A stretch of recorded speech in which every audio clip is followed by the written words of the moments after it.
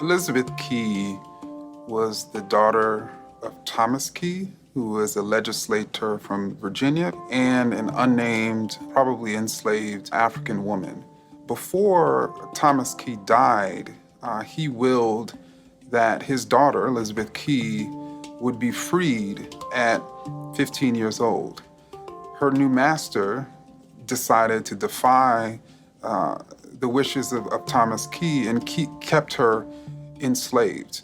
On a plantation, she actually met this white indentured servant who was around her age by the name of William Greenstead, who had some legal training. And the two of them developed a romantic relationship and had a child. When her new master died in 1655, William Greenstead and Elizabeth Key sued for the freedom of Elizabeth Key as well as their newborn child. And they won. They won their case. And they won their case because Elizabeth Key made the case that her father was free and she was a Christian.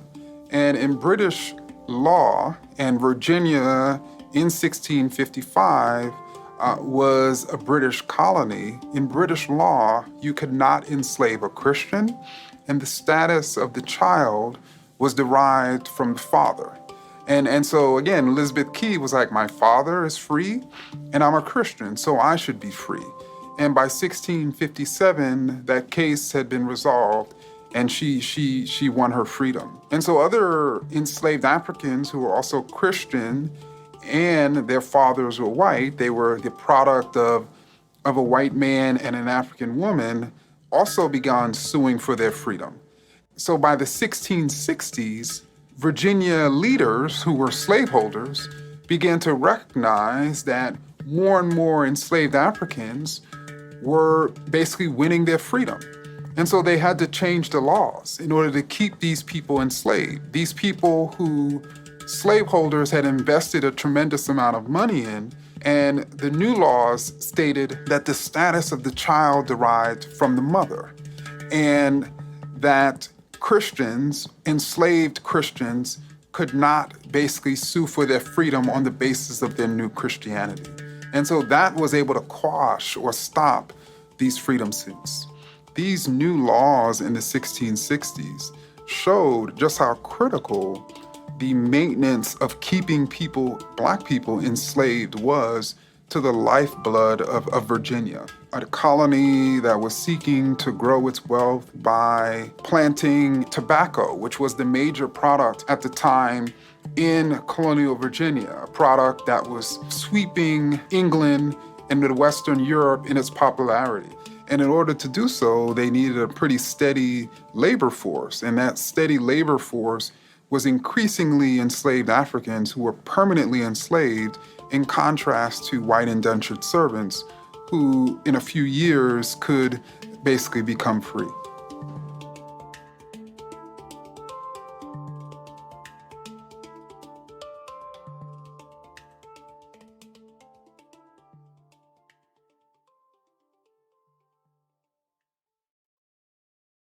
Woven into the fabric of the new United States from the very beginning. But it undergoes a transformation beginning in the 1790s with the rise of cotton.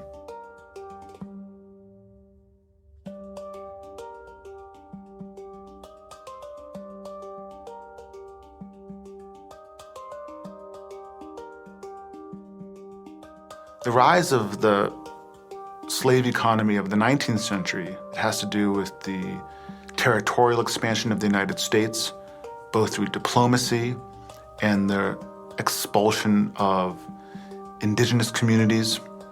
It has to do with the transfer of labor to these new plantation areas through the slave trade. It also has to do with the migration of planters and capital to these new regions. So one family that I think illustrates that reality is the Palfrey family. John Palfrey was a Boston merchant, a little bit down on his luck. And just after the Louisiana Purchase, he sees a whole new field for profit in these new lands acquired by the United States. So he moves to New Orleans with 4 of his sons, and they establish a cotton plantation in a remote frontier region of Louisiana known as Attakapas. So they purchase land. Palfrey also purchases 21 people, men, women, and children, who he transplants to this new land in Attakapas. They turn a piece of wilderness, really, into a cotton plantation. And it's the labor, it's the hands, the arms, the muscle, the know-how of those enslaved men, women, and children that make that land profitable. Among the Palfrey family papers is a really remarkable document that sheds light on the workings of the cotton plantation. It's a tally of the weight of cotton that was picked by each enslaved person on the Palfrey plantation for a year, day by day. We know from that record that about 40% of the cotton that was picked by children. Another 40% was picked by women. So the vast majority of the cotton picked on Palfrey's plantation was picked by women and children. But to really understand the nature of the cotton economy of the early 19th century, we have to follow that cotton from the Palfrey plantation to where it ended up. Because the plantation on the remote Louisiana frontier was part of a vast Southern, national, and even international economy, one of the first global economies of the modern era. So that cotton picked by those women and children would be hauled to New Orleans. In New Orleans, bales of cotton would be put on ocean-going vessels. Those ships would then transport it to New York or Boston, or even more likely to Liverpool, where that cotton would then supply the raw material that fueled probably the greatest industrial interest of the first half of the 19th century, cotton textile manufacturing. It was cotton textiles that made the Industrial Revolution go, and that cotton came from the Deep South. So it'd be woven into yarn, the yarn into fabric, the fabric into clothes, and those clothes would then be sold across the world, really. The profits that are made off of the backs of slaves in the Cotton Kingdom, some of it ends up flowing to the hands of cotton brokers in New York, to the insurance companies that are beginning to insure the lives of slaves against death and disease. The profits are going to the hands of the shipping companies that are carrying the cotton from New Orleans to New York and to Liverpool.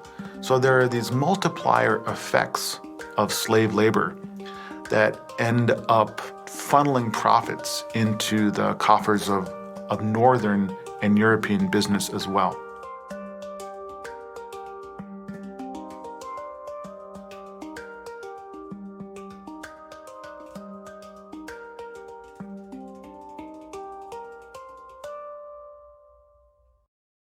One of the most difficult things for people to understand is how it could be that a nation that saw itself as breaking away from tyranny and oppression could oppress other people, could in fact hold many, many people in bondage. How do you reconcile those two things?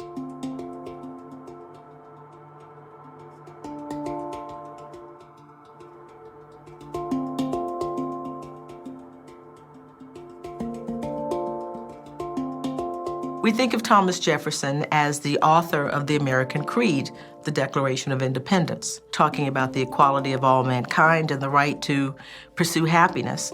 But even he was conservative on the point of actually effectuating a change in slavery. So Jefferson's understanding about the Declaration, the universal principles, was something he thought would come later on in the American experiment rather than something that would be immediate. And that's something that's very difficult for us to understand because we made the choice and we understand that slavery was an evil and it's an evil that should have been eradicated as quickly as possible, but that was not the perspective at the time, and that was not Jefferson's perspective at the time. When the framers were coming together, arguing about how to create the United States of America, the Southerners were not going to come into the Union unless they had an assurance that their interest in human property would be protected. So the Constitution of the United States, and some people would say in contravention of the ideas of the Declaration of Independence, protected slavery. Many of the American revolutionaries thought that slavery was a dying institution. The compromise was to have it where it existed, and that eventually, at some point, slavery would die out. Now, people's understanding about dying out could extend over decades or centuries. But the idea was that eventually things would change as it becomes clear that slavery is not dying, that in fact, the institution is becoming more and more prosperous. Slave prices are going up, and the revolutionary generation, many people in the Deep South, South Carolina in particular, had already come to the notion that slavery was integral to their lives, not just because of the economic factors, but because slavery was a system of control. There were many more blacks in South Carolina than whites. So they're thinking about economics, but they're also thinking about their own protection. As slave prices began to grow, as the country begins to move west, they become much more wedded to the idea of slavery. Slavery becomes expansionist. And the Northerners who had agreed to come into the Union thinking that it was going to be in this one place and that it would eventually die, become alarmed. As they began to make noises about their dissatisfaction with this, the Southerners point to the Constitution and say, this is the deal we made. We came in with the understanding that we'd be able to keep our slaves. And the North says, no, we thought you would keep your slaves, but in the places where it was. This expansionist notion changes the entire nature of the country, what they call the slave power, that America would not be a free nation, it would be a nation that was supported and lived on slavery. Northerners who had made a choice against that, with their gradual emancipation statutes in the immediate aftermath of the Revolution, would be pulled along with all of this. So the South becomes much more aggressive as the revolutionary generation gives way to the generation that sees slavery not as a necessary evil, but as a positive good.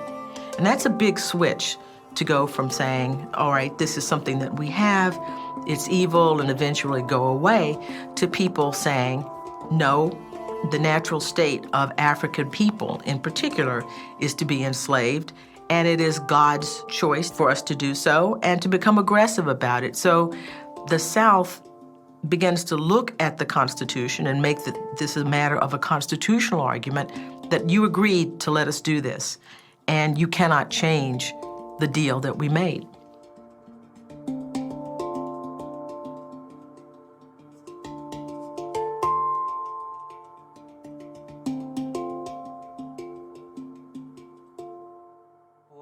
An enslaved infant named Rachel was brought to an auction block in the center of town. An enslaved man that was in his middle ages took her to this auction block. Rachel was about 1 year old, and she was for sale.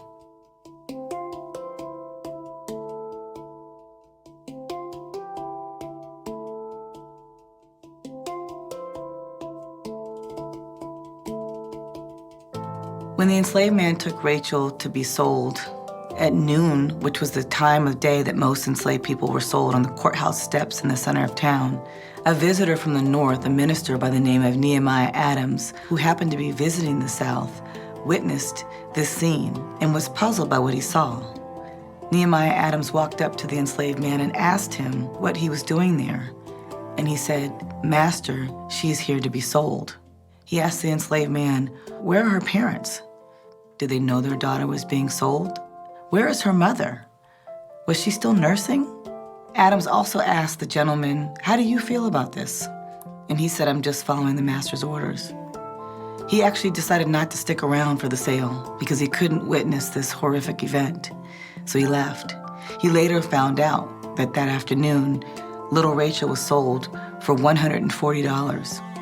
Rachel's story is not unusual. When we look at the history of slavery, we've learned recently that enslaved children were often separated from their parents at very young ages. From infancy to adolescence, enslaved children were taken from their parents and sold for their owners to make profit.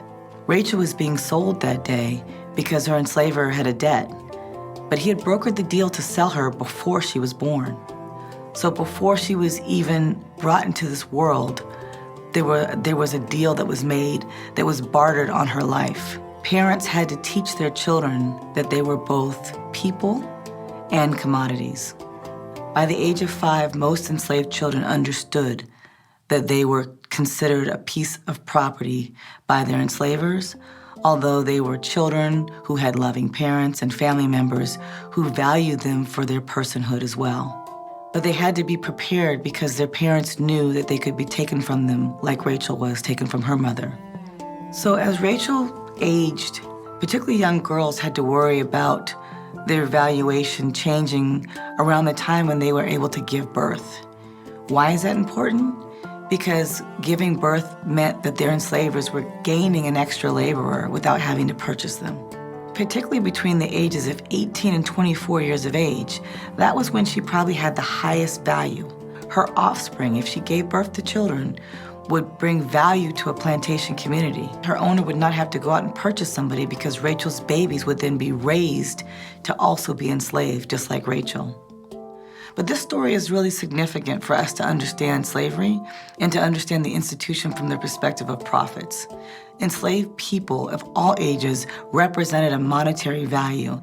They utilized these enslaved bodies to settle debts, to cover mortgages, to serve as deeds for gifts. So enslaved people, enslaved children, enslaved infants, just like Rachel, were sold to settle other people's business.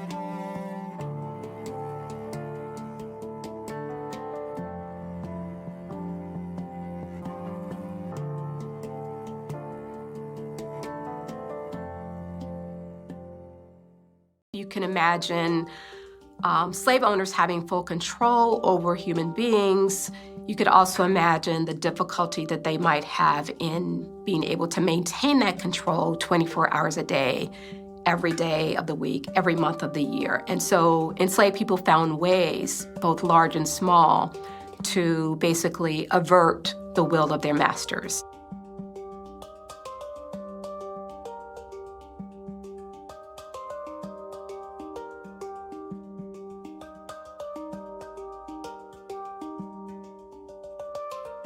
So Henry Box Brown was born in Louisa County, Virginia, around 1815, and both of his parents were enslaved. One of the things that's quite striking as he tells the story of his life is how his mother started to prepare him very early for what could possibly happen to him, what could happen to the family in terms of being separated. And those lessons were really seared into his mind quite early. By the age of 15, that moment actually came to pass where Henry Box Brown, at the time he was called Henry, was basically sold away from his parents and from his siblings, and he never saw them again. He was sold to Richmond, Virginia, and he worked in a tobacco factory. He met his wife, Nancy, in Richmond, and they became friends, and he said that their friendship turned into mutual love. And they both wanted to get married, but they also had to get the consent of their slave owners, their respective slave owners, which they did. The slave owner of Nancy basically promised Henry that he would keep her nearby so that he would never sell her from Henry. But that promise didn't pan out. Within 12 years of their marriage, they faced the ultimate threat. Nancy and the children were taken away while he was at work. He discovered that they were taken to the local jail, that they were being auctioned off, and they were eventually sold to a slave owner in North Carolina. That was, of course, the moment that they most dreaded. He was able to see his kids and his wife one last time. He did go to the jail, and it's a very distressing scene as he depicts it in his narrative because his kids are crying out for him to help. He's unable to do anything, and he's literally holding on to his wife's hand, walking beside the wagon for like 4 miles until he's forced to part and never see her again. It's very difficult for Henry to imagine how to go on. Like, what should he do next? How should he live his life? His wife and his children have been taken away from him. And he has this vision of essentially running away. He comes up with the idea of mailing himself in a box to Philadelphia. He enlists the help of various friends and people in the community who are willing to help. He's a very large man. He weighs 200 pounds.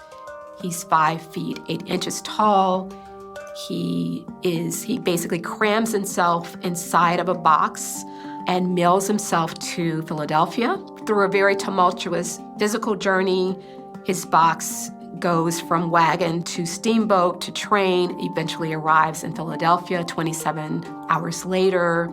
Then he is met in Philadelphia by several members of the local abolitionist community. And from there, he becomes an activist in the abolitionist circuit. He leaves Philadelphia pretty quickly, moves on to New York, to Boston, to other cities throughout the northern states. He's giving speeches, public addresses, essentially.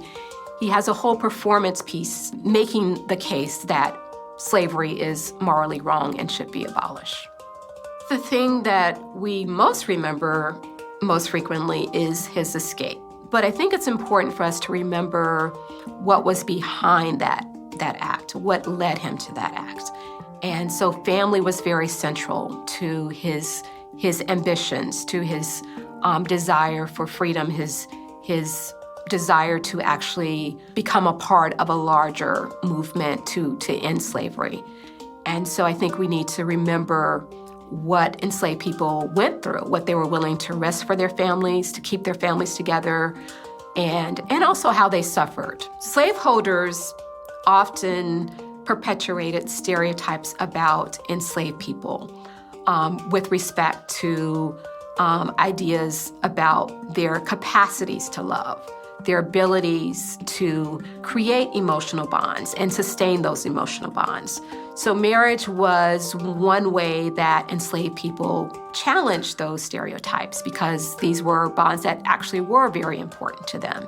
They proved that emotional connections, companionship, love, affection were central to their sense of identity, their sense of belonging, and to their sense of what it meant to be human beings.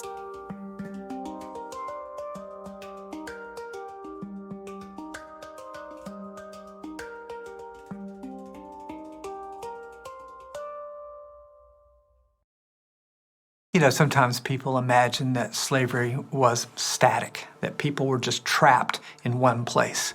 Well, they were when they were on a particular farm or plantation, but in between, there was so much movement.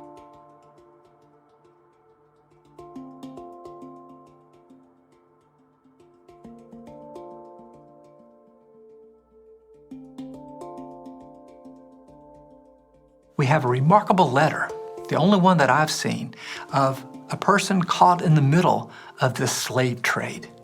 Maria Perkins. She writes it from Charlottesville, Virginia in the 1850s, and she sends it to her husband, Richard, saying that she and their child were up for sale, and that another child of theirs, named Albert, had already been sold to a trader. And this letter gives us remarkable insight into an alarmingly, distressingly common scene in the antebellum South. The slave trade moved at widely varying velocities. It was at its peak in the 1830s and then again in the 1850s. The slave trade accelerated when the price for cotton in particular was high, and people who owned slaves, who owned land, who ran plantations would go into debt to buy more enslaved people, thinking that this would be their chance to make a lot of money. So the great paradox, or the tragedy, is the more the South prospered, the more the enslaved people of the South suffered. So this letter from Maria Perkins to her husband, telling about the selling of their son Albert. More often than not, the people bought and sold were teenagers. And as soon as they were capable of performing heavy labor, or as soon as they were capable of bearing children, it's when they were at the greatest risk of being sold. So Albert could have found himself taken to the booming cotton plantations of Mississippi or Arkansas or Texas, or if he was particularly unfortunate, to the sugar plantations of Louisiana.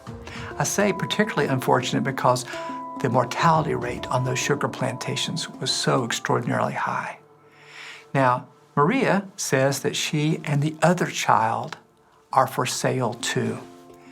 This is not uncommon. What you would find is that smaller planters, people who claim to own just one or two people, would often buy women, partly because women were useful in the house as well as in the field, but also because women could allow the property investment to grow. If a young woman had a young child, chances are that she could have another young child, and that would be an even better investment. So what we're seeing is the families are being pulled apart by gender, that young men like Albert are being sent to Louisiana, where as many as 90% of the people they bought were males, whereas the majority of the farms and plantations in the South that were smaller were more likely to buy women. So not only did you have the slave trade separating old from young, children from parents, but you also found the slave trade separating men from women, husbands from wives. The other thing the letter tells us, heartbreaking way, is that even though they have no control over their futures, she ends the letter by saying, "I am and will always be your kind wife, Maria." And that's the only moment that they appear in history. And we don't know what happens to any of them. But what we do know is what happened to them happened to 1 million people. There's 1 million people moved from the eastern South to the western South over the antebellum period. If you add up all of the sales sort of locally, it's 2 million. And what this means is if you're a man or a woman, you face different kinds of odds. If you're young or you're old, you face different kinds of odds. If you live in one kind of plantation district growing tobacco or wheat, you're in a different one than one that grows cotton and sugar. So slavery is not a static institution. Sometimes people imagine that slavery was simple, but it was really complicated and very mobile. As a matter of fact, the mobility of enslaved people is one of the defining facts of American slavery. Constantly shifting to the west, constantly shifting to the plantation districts, but also swirling around wherever people happen to be. Slavery had one commonality, no matter where it was and what people grew. On any day, your family could be taken apart. On any day, your children could be sold away from you. On any day, you could find your mother or your father gone.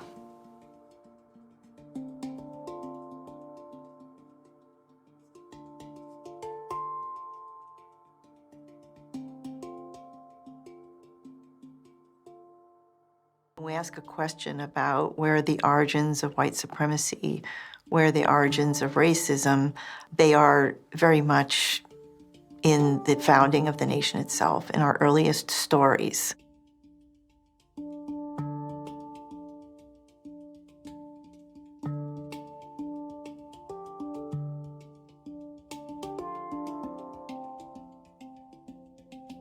Slavery and race in North America grow up together. Part of what colonial lawmakers are deeply invested in is creating categories, boxes, and keeping people separate from one another as a tactic to then organize society, subject some people to wholesale exclusion. A story is going to be told about Africans as particularly suited to do the kinds of agricultural labor that colonial officials imagine will bring prosperity, the production, for example, of tobacco. They're telling those stories and developing these ideas because they believe it's an effective technique. It might be an effective technique for making the colony an economically productive enterprise. That's all racism is a set of ideas, wrong ideas, but powerful ideas about why people of African descent are especially suited to do the work. Out of the colonial period, out of the American Revolution, there emerges a question.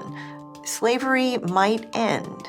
It might not end for some years, perhaps some decades, but it appears that slavery is going to end, certainly in the North, and perhaps throughout the country over time. It's one observation. And the second observation is that as slavery comes to an end, slowly and gradually, there will emerge communities of free people of color who are going to build institutions and families, become part of the economic fabric of life in these cities. What to do if you have a growing community of free people of color, and yet Your vision is one of a white man's country. Enter colonizationists. And what colonizationists propose is that they will raise money, they will found a colony in West Africa that comes to be called Liberia, and they will, by the offering up of resources, they will try and persuade free people of color to leave the country. This is a movement that gets formalized in the 18-teens. The American Colonization Society gives a kind of institutional home to colonizationist ideas. Colonization becomes the most popular political movement of the early 19th century. Ordinary Americans sign on to this idea that the future of the country is governed by, dominated by, run by white Americans, and free African Americans have no future. There's only probably less than 10,000 people of African descent who even seriously entertain the notion of colonization, no less board a ship for a place like Liberia. The numbers are small, but for thinking about the long history of white supremacy, what we have to appreciate is that even as people of African descent remain in place, they live in a world where the majority of white people around them have signed on to a political movement that says they shouldn't be there, that is committed to white supremacy, whether people of African descent are literally removed or whether they remain under subordinated circumstances. This is a world in which colonization has given everybody a language, an organization, a political movement around which white supremacy as we know it coalesces.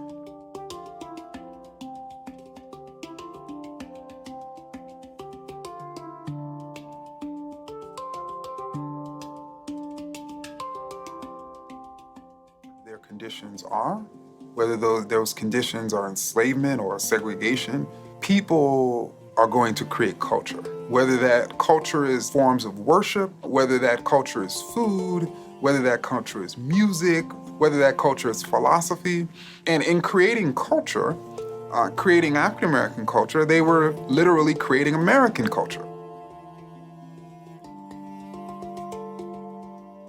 Many of the staples within soul food are food products that emerged during the enslavement era. One of the more obvious examples is pigs. And typically the masters took the most popular sort of parts of the pig, the parts that make up bacon and ham and others, and they typically left enslaved people with the, quote, scraps. And so those scraps were things like pig feet or particular bones. And many of the vegetable dishes within soul food are made with what's called ham hock. Collard greens are typically made with ham hock. It's something that many African-American children came up on. And so these food products, like soul food in general, really are products that emerged during the enslavement era. And over the years, African-Americans and even non-African-American cooks refined these foods, and they became a uniquely American form of cuisine that many Americans, Black and non-Black, enjoy. During the enslavement era, as you would imagine, it's very difficult for any human being to labor from sunup to sundown. And so one of the ways in which enslaved Africans figured out to sort of pass the time and even create a rhythm to their work, or even communicate sort of messages of freedom, were through music, were through song, were through what became known as spirituals.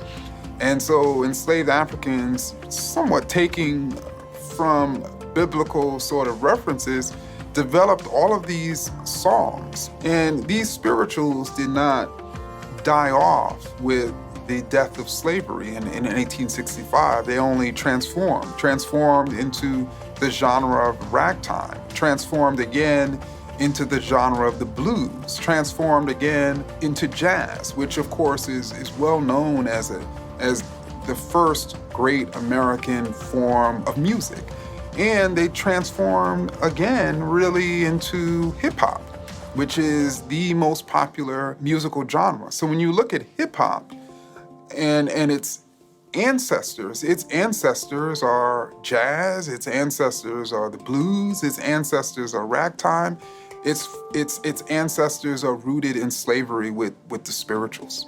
America, unlike other countries, is a place where many different groups of people have came and had their own cultures and redeveloped their cultures here in the United States, which really became a part of this sort of larger fabric, which we know as American culture. And that fabric of American culture cannot exist and does not exist without the crucial contributions of African Americans and African American culture.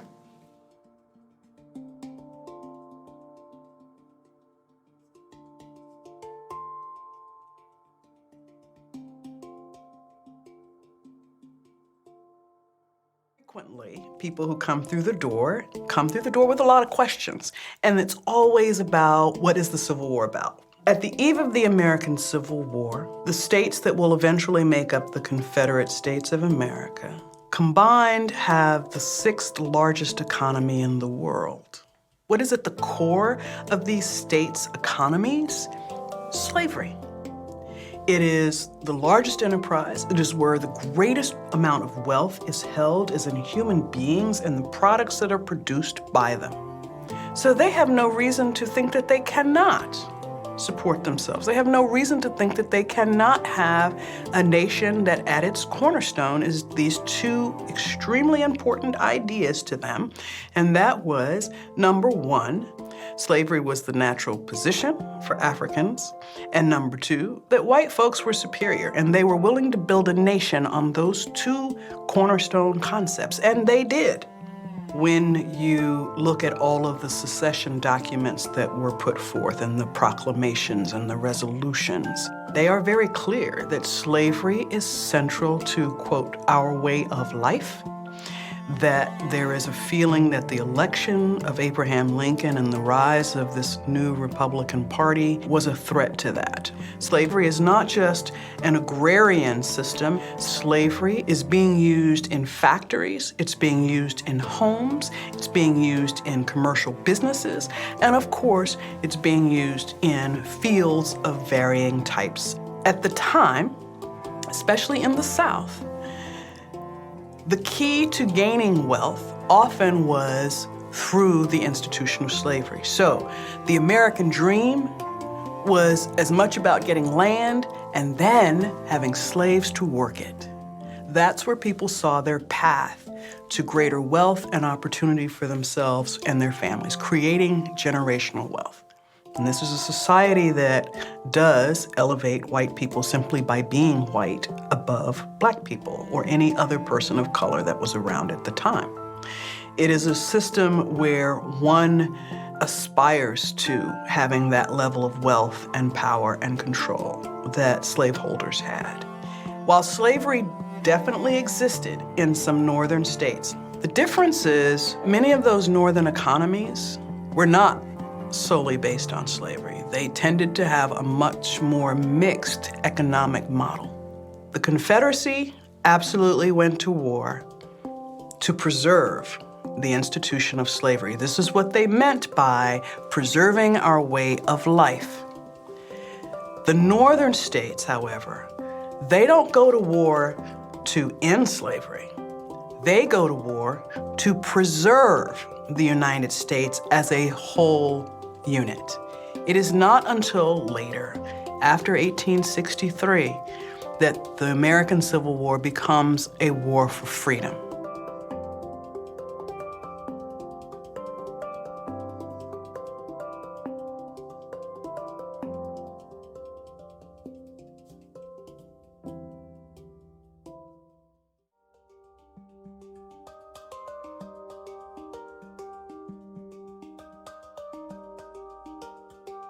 Well, like all planters, Jefferson kept a record of his farm operations. Slavery was a business, so you had to keep track of your inventory, and that would be human beings in this situation, the kinds of things that he was giving out to them, clothing, food, family relations, all those kinds of things he kept in the farm book. The first time I saw pages from the farm book was when I was a teenager. And when I started working on my first book, I went to give a talk at the Massachusetts Historical Society, and I was allowed to actually hold it and go through the farm book. And it was just amazing to see it and to hold it, because this is a document that I'd been looking at in facsimile form for all these years. On the other hand, when I started reading it and you see the handwriting, just very neat handwriting, putting down the story of the lives of people that he's enslaving, it was just powerful. I felt myself almost overcome, because then you really see the people and you think to yourself, here's a guy who has this level of power over individuals, and he thinks he's being a good guy. And he is seeing himself clearly as, I'm the benevolent great white father. Here's all the things that I'm doing for my people. And I'm looking at it and thinking about the people in it, saying, no, why do we have to be here, right? The people that he's listing, they're carpenters, they know how to farm, they are blacksmiths, iron workers, all of these people, they can't just pick up and leave and say, I don't want to be a part of this book. When I started to think about writing the Hemmings as a Monticello, that it was important for me to take those people who were in the farm book and try to make them live as much as I could, whatever capacity I had as a writer and as a researcher, to make these people come alive, not just to be pages in Jefferson's farm book. I wanted to sort of bring out their understanding of their lives. So it's a tough thing to see people's lives through the eyes of the people who are holding them in bondage. And so what you have to do in this situation, when you're dealing with people who are not producing lots of records or who are telling family stories, is that you have to look around it to see the kinds of ways in which it can be corroborated. In some ways, written documents are superior, but people can say things that aren't true in documents. Just because it's written down, it doesn't make it the truth. You have to go through the same process of corroboration, looking for things outside of the document to support what's inside of the document. You can't invent things that are not there, but there's more there than we think. I would say comb libraries, look at endnotes from historical books. Footnotes are full of hints and things that you could look at, maybe for further study. The other thing to keep in mind is that don't be afraid to identify with enslaved people. Don't be afraid to think of them as anything other than human beings, and to trust your own instincts about the material that you're reading. Trust your own instincts about how a human being would act or feel in a particular circumstance. There's a famous saying that the past is a foreign country, but it's not a different planet.